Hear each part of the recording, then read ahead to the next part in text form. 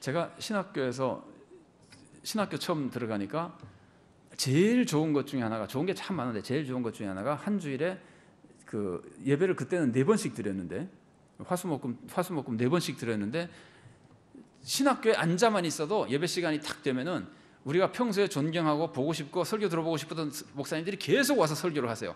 그러니까 그게 얼마나 좋은지 몰라요. 안 찾아가도 전국에서 오셔가지고. 그래서 이제 참 그 여러 귀한 목사님들 설교를 듣고 은혜를 많이 받았는데, 그 중에 제가 은혜에 대해서 가장 강렬하게 깨달은 설교가 이런 설교였습니다. 이분이 우리나라의 유명한 기독교 대학의 신학 교수면서 그 대학 교목으로 이제 목사를 하시는 분이었어요. 유명한 우리나라 기독교 대학이에요. 신학교는 아니고 기독교 대학이에요. 신학과 교수면서 목사님으로서 생각하시는 분인데, 이분이 이런 얘기를 하시더라고요. 어느 날 학생회에서 학교 당국에 건의를 했어요. 뭐라고 건의했냐면은, 우리가 다 예수 믿는 사람도 아니고, 우리는 그냥 학교가 좋아서 온 사람, 예수 믿는 사람들도 아니고 그냥 학교에 가서 왔는데, 왜 우리가 여기서 기독교 교육을 배워야 되고 기독교 개론을 배워야 되고 왜 우리가 예배에 들어가야 됩니까? 그 학교는 모든 학생이 다 강제로 채플에 들어와야 되니까, 의무적으로. 왜 우리가 예배를 드려야 됩니까? 그리고 기독교 개론을 왜 우리가 배워야 됩니까? 그러면서 기독교 개론을 선택 과목으로 해달라 그랬어요. 모든 학생이 다 필수로 들어야 되니까. 학교에서는 또 학생들의 의견이니까 존중해서 의논을 했어요. 학교에서 의논을 했는데 결론이 뭐냐면은, 안 된다. 이 학교는 기독교 정신을 위해서 세워진 학교이기 때문에 학교의 설립 이념상 절대로 기독교를 안 배우게 할 수 없다. 뭐라 그러죠? 선택으로 할 수 없다. 이건 필수로 꼭 배워야 된다. 그러니까 총학생회에서 또 다시 의논하더니 또 다시 건의해 왔어요. 뭐라고 건의했냐면은, 그거는 그럼 인정하겠습니다. 그런데 기독교만 가르치는 건 아무래도 우리가 보기에는 불공평합니다. 다른 종교도 가르쳐 주십시오. 또 학교에서도 의논했어요. 의논하다가 그거는 말이 된다고 결정했어요. 그래서 가르쳐 주기로 했어요.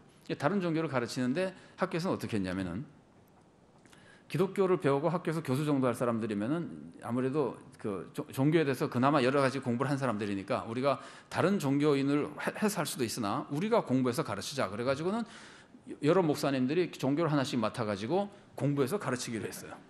그런데 이제 이 설교를 하시는 분은, 제가 절대로 다른 종교를 비하하려는 건 아니고요. 그런 특징이 아마 있으니까 그렇게 말씀하셨겠죠.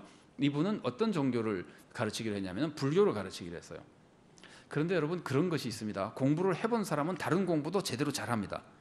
그래서 한 과목의 교수가 된 사람은 다른 과목을 가르치게 돼도 또 열심히 준비해서 가르칠 수 있는 좀 다른 분야도 할 수 있습니다. 그러니까 이분이 신앙인일 뿐만이 아니라 교육자의 양심으로 불교를 내가 제대로 가르쳐야 되겠다. 그래서 불교를 열심히 공부해가지고 가르쳤어요.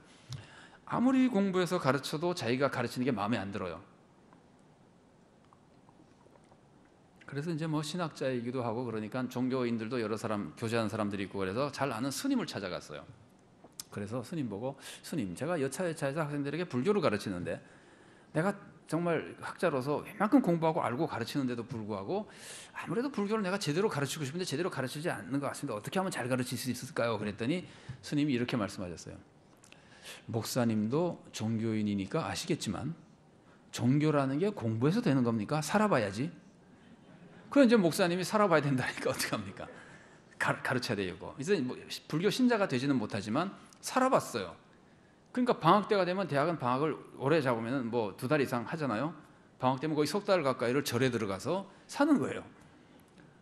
뭐 예불은 안 들어갔을 거예요. 아마 잘은 몰라도. 근데 그분 얘기는 절에 들어가서 계속 보면서 살면서 불교를 배우는 거예요.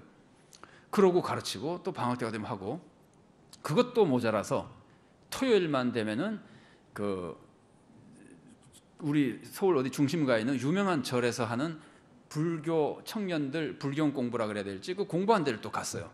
스님이랑 이제 약속하고 양해를 얻고 서로 아는 사람이라 가서 배우는데, 청년들이 어느 날 보니까 늙은 사람이 하나 들어와서 앉아 있잖아요. 이 청년들 공부 시간에. 그 참 이상하다. 저분은 도대체 뭐 하시는 분일까? 그러면서도 뭐 물어보기도 그렇고, 청년들이 공부를 쭉 했고 스님도 별 얘기 없이 계속 가르쳤어요. 이분은 불교를 잘 가르치기 위해서 지금 공부하는 거예요. 늘 거기 가서 이제 공부를 하는데, 어느 날 여러 달 지난 후에 한 번은 그 공부가 좀 일찍 끝나고 무슨 뭐 간담회를 한다고 시간을 가졌어요. 그런데 스님이 이 교수님 보고, 목사님도 좀 참석하십시오. 그래서 자기가 이제 그러겠다고, 나도 청년들 생각도 들어보고 싶고 앉았어요. 처음으로 스님이 청년들에게 가르쳤어요. 저분으로 말할 것 같으면 목사님인데 여차여차해서 불교를 이렇게 배우고 있습니다. 뭐 그동안에 공부도 얼마나 많이 했겠습니까? 살아도 보고 여기도 와서 배우고 있습니다. 그러니까 청년들이 얼마나 호기심이 많이 생기겠습니까? 다른 종교의 지도자니까. 그래서 이제 뭐 기독교에서 이것저것 막 질문을 하는 거예요. 그러니까 이분이 아는 대로 다 대답을 했는데 어느 한 청년이 결정적인 질문을 했습니다. 그 질문이 뭐냐면은, 목사님은 그렇게 불교를 많이 공부하고 불교에서 절에서 생활도 해보고 그렇게 애쓰고 불교를 공부했는데 왜 불교 신자가 안 됩니까? 그랬어요. 목사님이 이렇게 말했답니다. 정색을 하고 얘기했답니다. 저는 여러분을 진심으로 존경합니다. 여러분은 여러분이 최선을 다하면 구원을 받을 수 있다고 믿고 열심히 노력하고 있습니다. 존경합니다. 그러나 나는 그렇게 못해. 나는 도라만 서면 죄 짓는 놈입니다. 나는 계속 죄를 짓는 놈이라 내 죄를 용서해 주시는 예수님을 떠날 수가 없습니다. 이게 예수 믿는 거예요.